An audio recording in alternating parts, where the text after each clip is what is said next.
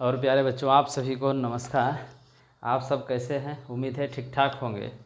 तो बच्चों, हम लोग प्रकाश का परावर्तन पढ़ रहे थे और कल प्रकाश का जो परावर्तन था उसमें कितने प्रकाश के परावर्तन में बताया था। प्रकाश का परावर्तन किसे कहते हैं? यानी जब कोई प्रकाश की किरण किसी चिकने अपारदर्शी तल से टकराती है और उसी माध्यम में वापस चली जाती है, इसी घटना को प्रकाश का परावर्तन कहते हैं। ये बातें हमने आपको बताया था। और ये बताया प्रकाश के परावर्तन के नियम, यानी प्रकाश के परावर्तन के कितने नियम बच्चों? तो प्रकाश के परावर्तन के 2 नियम, आपतित किरण, परावर्तित किरण और आपतन बिंदु पर खींचा गया अभिलंब, तीनों एक ही तल पर स्थित होता है। और दूसरा उसमें क्या नियम था? आपतन कोण और परावर्तन कोण दोनों आपस में क्या होते हैं बच्चों? बराबर होते हैं। आपतन कोण और परावर्तन कोण दोनों आपस में क्या होते हैं? बराबर होते हैं। ये हम लोग पढ़ रहे थे। तो आज जो अगला हेडिंग बच्चों वो दर्पण। क्या बच्चों? दर्पण। हम लोग आज पढ़ेंगे दर्पण। और ये दर्पण क्या होता है? आप लोग जानते होंगे सबके घर में शीशा है, दर्पण है। तो ये बताओ, अगर वो दर्पण है, चाहे आप कभी विचार करिएगा इस बात पे, फिर बस आज छोटी सी मैं भी बता दूंगा, खटाक से खत्म हो जाएगा। लेकिन देखिए, कभी कभी देखे होंगे कि लोग घरों के सामने शीशा लगवाते हैं, है कि नहीं? तो जब घरों के सामने शीशा लगवाते उसमें आर पार दोनों तरफ दिखाई देता है। शीशा तो वो भी है, उसमें आर पार दिखाई दे रहा है। घर में भी एक दर्पण है जिसमें लोग अपना चेहरा देखते हैं अच्छे से, और बाल वगैरह और जब भी क्रीम क्रीम तुम लोग लगाते हो, सब चीज़ शीशा में देख करके ही करते हो बच्चों। तो उसमें तो जो घर में है, जो शीशा जो चेहरा देखने के लिए मैंने लगा रखा है, तो उसमें हमारा चेहरा दिखाई दे रहा है। लेकिन जो घर के सामने लोग शीशा लगाते हैं वो भी कांच ही है, लेकिन उसमें उतना स्पष्ट नहीं दिखाई देता है। दिखाई देता है उतना स्पष्ट नहीं, क्योंकि वो पारदर्शी आर पार की चीज़ें दिखाई दे रही हैं। और जिसमें हम चेहरा देखते हैं, उसमें आर पार नहीं दिखाई देता है। और जो घर के सामने लगाया गया बच्चों, उसमें आर पार दिखाई देता है। इसका मतलब कि जिस शीशा में हम अपना चेहरा देख रहे हैं, वो वास्तव में क्या है? क्यों उसमें आर पार चीज़ें नहीं दिखाई दे रही हैं और जो सामने लगाया गया उसमें आर पार चीज़ें दिखाई दे रही हैं? इसका मतलब क्या है? तो आप विचार करिए कि उसमें एक तरफ कुछ ऐसा लेप लगाया गया है कि नहीं? जो हम घर के सामने लगाए उसमें कोई लेप नहीं लगाया गया है। आर पार चीज़ें हमें दिखाई दे रही हैं, आर पार की चीज़ें हमें क्या कर रही हैं? दिखाई दे। इसका मतलब वो पारदर्शी है कि नहीं? क्या है बच्चों? पारदर्शी है। और जिसमें अपना चेहरा देख पा रहे हैं, वो पारदर्शी नहीं, क्या है बच्चों? अपारदर्शी है। जिसमें अपना चेहरा देख रहे हैं बच्चों, वो क्या है? अपारदर्शी है। इसका मतलब कांच तो दोनों है, इसे हमने अपारदर्शी बनाया और उसे अपारदर्शी नहीं बनाया। तो इसका मतलब कि क्या लगाया? इसका कांच तो वही है बच्चों, कांच तो वही है। यानी कांच के एक पृष्ठ पर कलई या लेप लगा करके उसे अपारदर्शी बना दिया गया। यही क्रिया क्या कहलाता है बच्चों? दर्पण कहलाता है। या इसी युक्ति को हम लोग क्या कहते हैं बच्चों? दर्पण कहते हैं। कह रहा है कि कांच के पृष्ठ के ऊपर कलई करके उसे अपारदर्शी बना दिया गया। क्या बना दिया गया भैया? अपारदर्शी बना दिया गया, परावर्तक बना दिया गया, है कि नहीं? क्या बना दिया गया? परावर्तक बना दिया गया। कह रहा है कि कांच के पृष्ठ के ऊपर कलई करके, कांच के पृष्ठ के ऊपर या एक भाग पर कलई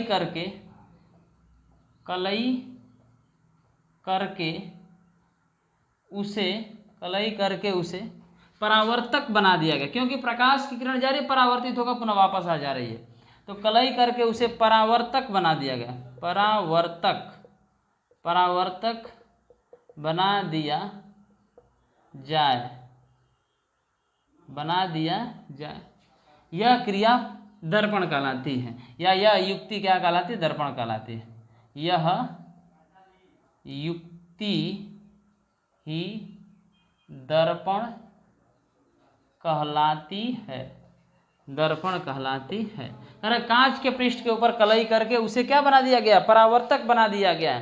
कह रहा है कांच है और उस कांच के पृष्ठ के ऊपर कलई करके उसे परावर्तक बना दिया गया। क्या बना दिया गया भैया? उसे परावर्तक बना दिया गया। क्योंकि प्रकाश की किरणें गई, टकरा करके पुनः वापस आ गई, और टकरा करके पुनः वापस आ गई।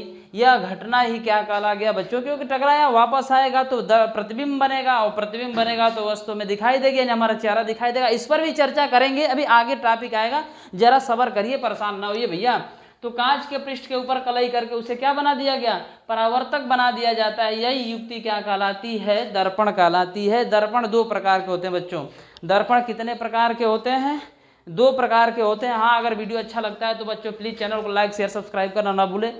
जितना ही आप चैनल को शेयर करोगे, सब्सक्राइब करो, सब्सक्राइब बढ़ेगा तो उतना ही मज़ा आएगा हमें भी पढ़ाने में। तो बस आप इतना काम कर दिया करो बच्चों। अगर वीडियो आपको अच्छा लगता है तो प्लीज़ चैनल को लाइक शेयर और सब्सक्राइब कर दिया करो, इसमें कंजूसी न किया करो बच्चों। दर्पण कितने प्रकार के होते हैं भैया, दो प्रकार के होते हैं। दर्पण कितने प्रकार के होते हैं, दो प्रकार के होते हैं। दर्पण दो प्रकार के होते हैं, एक समतल दर्पण और एक गोलीय दर्पण। एक होता है बच्चों समतल दर्पण, एक समतल दर्पण, और दूसरा होता है बच्चों गोलीय दर्पण। गोलीय दर्पण, एक समतल दर्पण होता है और दूसरा क्या होता है बच्चों, गोलीय दर्पण होता है। देखते हैं ये बातें आपको दिखाई दे रही है कि नहीं दिखाई दे रही हैं, ठीक है। एक समतल दर्पण होता है बच्चों और दूसरा क्या होता है, गोलीय दर्पण। ये बातें आप लोग समझिए, एक मिनट, ये बातें आप लोग एक बार समझिए जरा। देखिए, जो समतल दर्पण है और दर्पण है, लगभग लगभग दोनों की परिभाषा सेम है। जो समतल दर्पण है बच्चों, या दर्पण की जो परिभाषा है लगभग लगभग क्या है बच्चों, सेम है।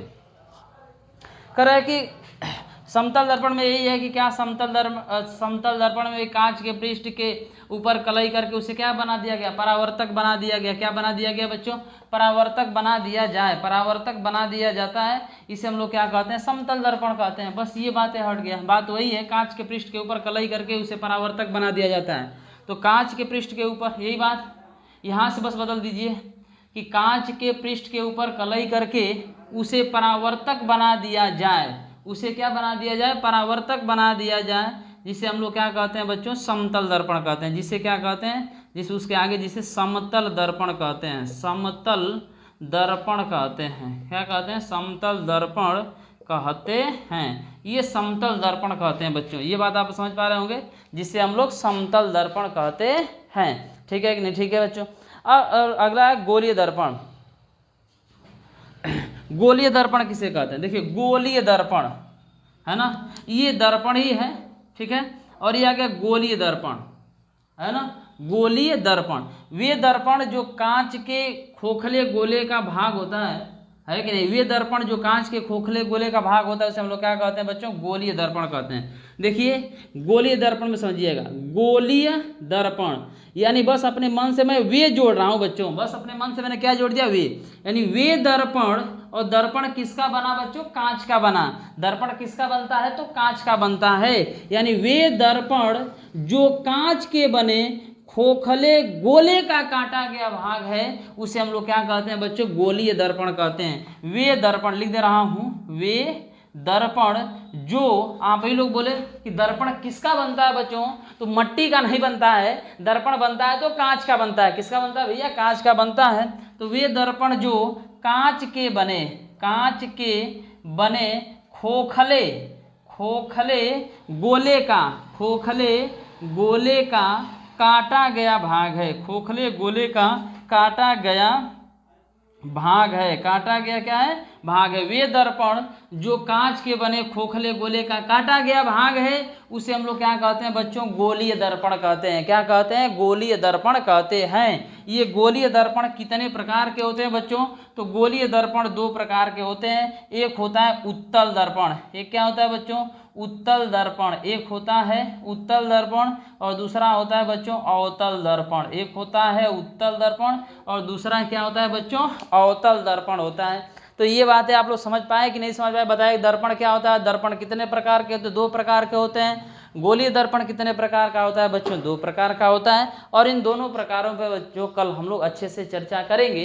तो आज के लिए मैं इतना ही रखता हूँ, इससे आगे आपको कल मैं बातों को बताऊँगा कि उत्तल दर्पण क्या होता है और अवतल दर्पण क्या होता है। उत्तल दर्पण और अवतल दर्पण से कुछ और बातें हैं, उस पर भी हम लोग चर्चा करेंगे। तो आज के लिए इतना ही, फिर कल हम लोग अच्छे से मिलेंगे इसी टॉपिक पे, उत्तल दर्पण और अवतल दर्पण पे। उत्तल दर्पण क्या होता है, अवतल दर्पण। तो आज के लिए मैं इतना ही रखता हूँ बच्चों। आप सब अच्छे से पढ़ाई करते रहो।